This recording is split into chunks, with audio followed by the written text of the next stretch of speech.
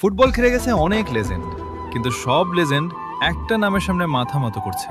ওই নামটা Cristiano Ronaldo. পেলে বলেছেন, রোনালদো সর্বকালের সেরা খেলোয়াড়, ওর মতো অ্যাথলেট আমি দেখি নাই। দিয়েগো মারাদোনা বলেছিলেন, রোনালদোর সাথে কারো তুলনা হয় না, ওর মতো কেউ হতে পারবে না। জিদান বলেছেন, রোনালদো আমার দেখা সর্বকালের সেরা খেলোয়াড়, ওর মেন্টালিটি অবিশ্বাস্য। রোনালদিনহো বলেছেন, রোনালদো ফুটবলটাকে অন্য লেভেলে নিয়ে গেছে, আমি ওকে সম্মান করি। মেসি বলেছেন, রোনালদো কে যে বোঝে না, সে ফুটবলই খেলাই বোঝে না। নেইমার বলেছেন, রোনালদো একজন কিংবদন্তি, তার খেলা দেখলে যে কেউ তার প্রেমে পড়বে।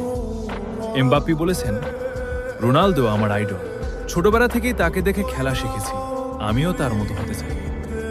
কাকা বলেছেন, Ronaldo great of all time god, এবং তার সাথে কারো তুলনা হয় না, সে সর্বকালের সেরা প্লেয়ার। 970-এর বেশি গোল, 5টা ব্যালন ডিওর, 5টা চ্যাম্পিয়ন্স লিগ, এক সিজনের 15টা ট্রফি জয়। নাম্বার না ভাই, নাম্বার তো লেজেন্ডরাই বলতেছে। এই জন্যই ও GOAT, greatest of all time, Cristiano Ronaldo.